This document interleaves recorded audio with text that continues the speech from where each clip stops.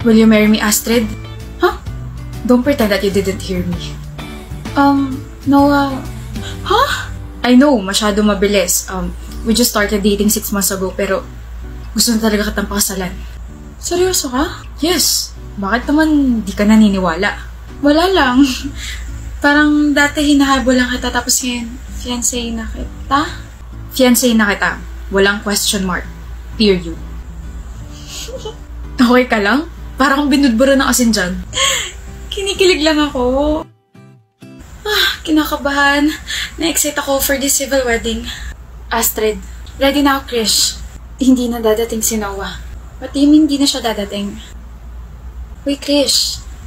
Anong hindi na siya dadating? Nahulog sa bangin yung sinasakyan nilang kotse. Ano? Astrid. How's Astrid? Di masyado nagkakain, ayaw lumabas ng kwarto niya. Kaya niya lang yung litrato ni Noah. Nag-aalala ko at baka anong mangyari sa kanya. It's been 7 months mula na wala si Noah pero wala pa rin siyang progress. And nakakainis lang kasi kaunting oras lang yung pinagsamahan nila pero sa mismong kasal pa nila na wala si Noah. Pilitin niyo kayo siya lumabas. Last na pilit namin nagwala siya. Hayaan mo, palagi naman namin siya chinecheck. Magiging okay din siya. Saan ka pupunta? Diyan lang. Samahan ka ta? Hindi na. Kaya ako sarili ko. Krish, I'm okay. Astrid? Noah? Astrid, wag na yan. Ano? Paano? Nanaginip ba ako? No.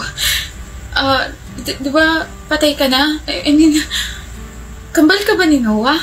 Pero kaboses mo siya. Pero, Habi. Zara. She's my ex-workmate. Astrid. Astrid si Zara, tsaka yung anak namin, si Arya. Everything's good? Yes, wife. I'm just gonna talk to her about something, okay? Okay, mag-iikot muna kami. Let's go, baby.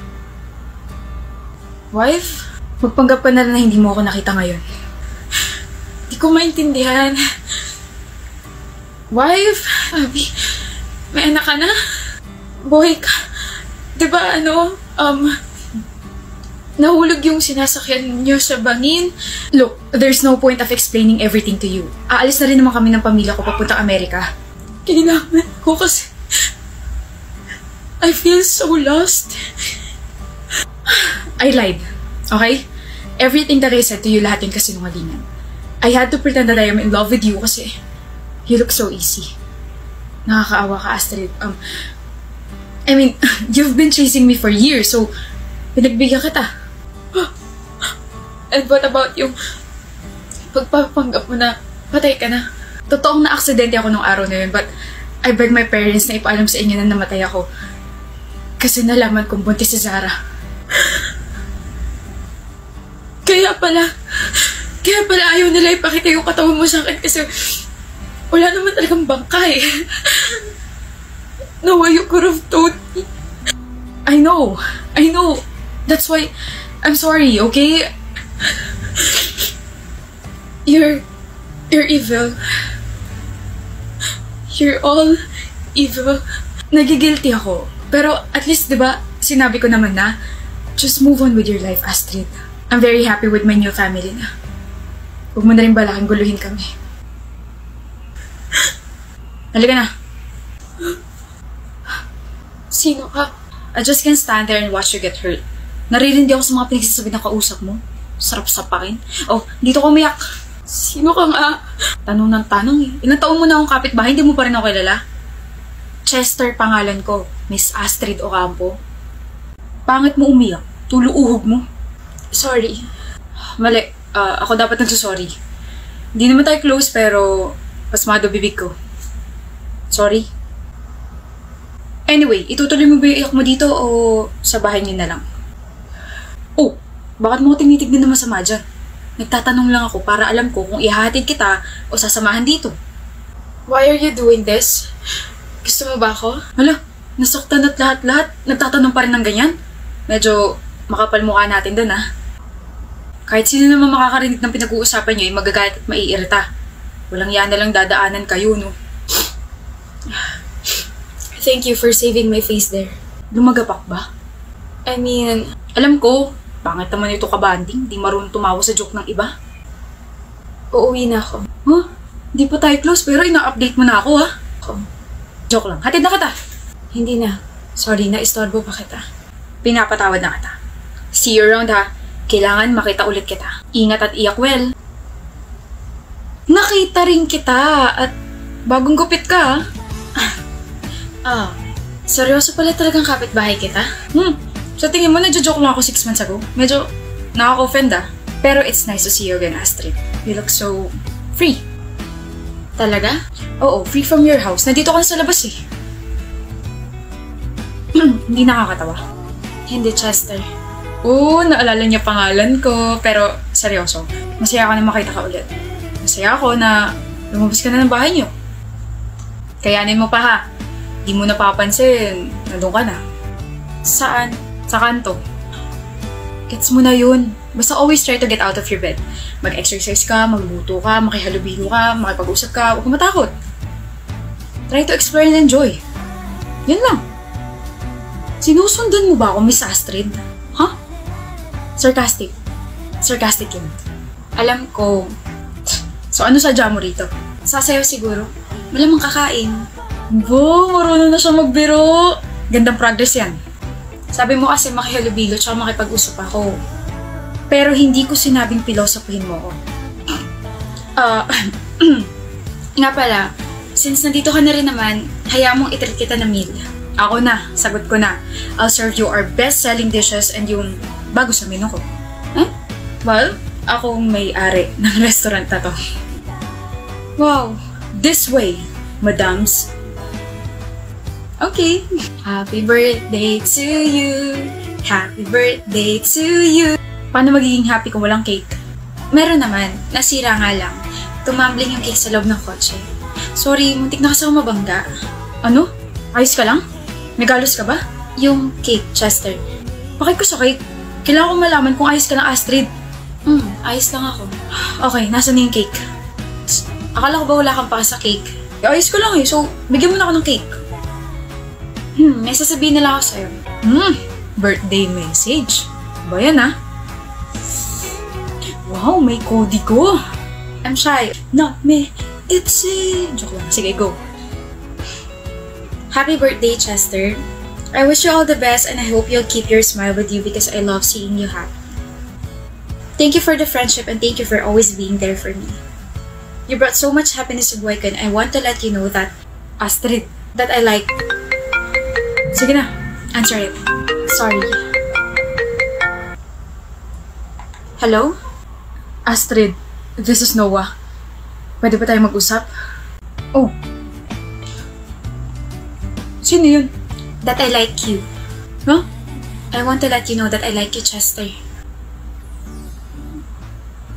Seryoso ka? Huh? Sure kang gusto mo ako? Oo. Eh bakit ang lukot pa rin ng mga mata mo? Hindi. Hindi mo ako gusto, Astrid.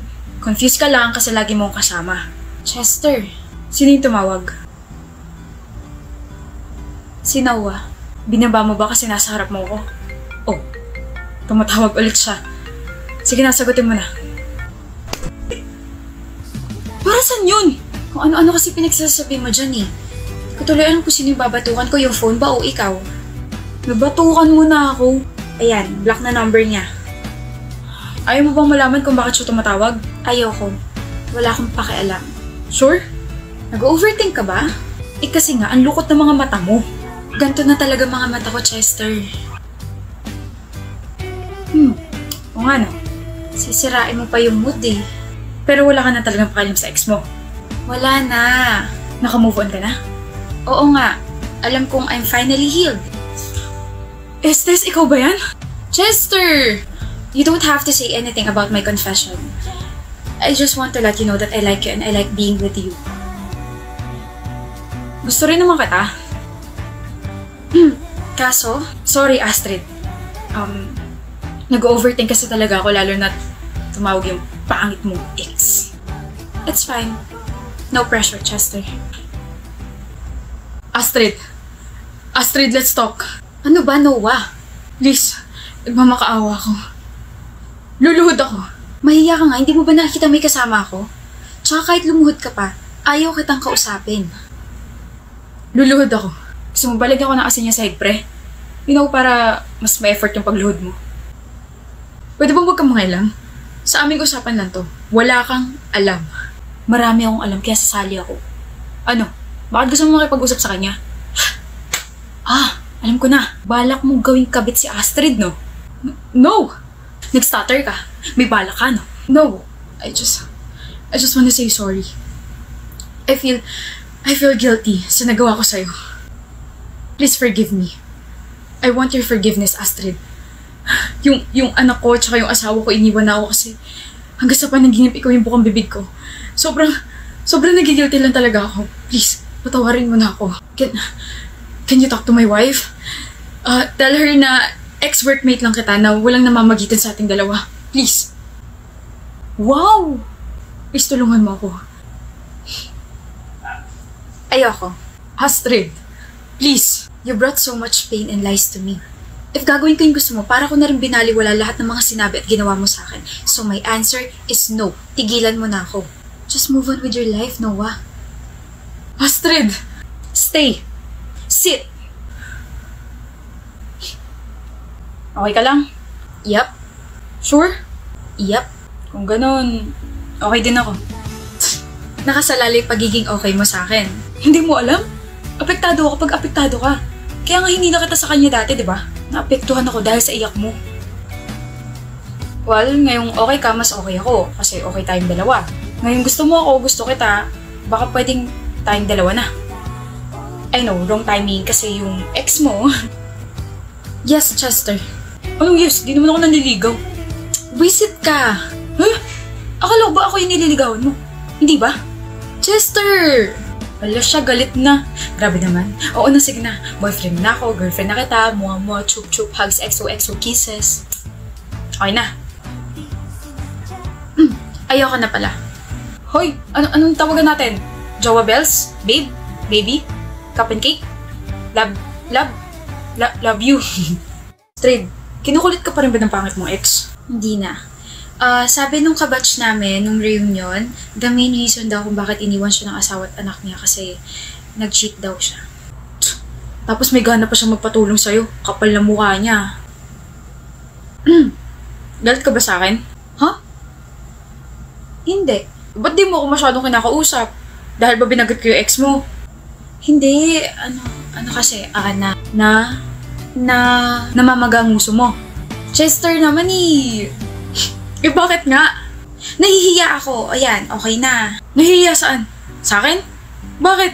Eh boyfriend mo na ako tapos may hiya ka. Na-awkwardan ako. Nahihiya na, kinikilig na ewan. May nakain ka siguro. Hala ka, Astrid. Kaya naman palang baho eh. Joke lang. Tingin ka nga sa akin ng diretso. Uy, may pagtingin siya sa akin. Crush mo ba ako, miss? Sobra. Sabi ko, napatay ka sa akin eh. Uy, ako lang to ah. Si Chester, yung kapitbahay mong napadaan tapos hinila ka tapos naging crush mo tapos ngayon boyfriend mo na. Ako lang to. Ako lang to, miss. I love you po. Uy, sabi ko I love you po. Ay, napuwing ako. Chester! Mahal din kita, miss, kahit di kita kilala. Visit ka? Sino ka nga po ulit? Chester. Ikaw yung girlfriend ko, miss. Ganda mo naman. Pakis nga. Vincent, kinikilig ako. Sabi ko na nasi CR ka eh. Okay ka lang? Ano masakit? Paa. Ayan na nga ba sinasabi ko eh. Kaka-cellphone mo yan. Kilig-kilig ka pa sa mga kay-drama actors, hindi ka naman kilala niyan. Ano connect?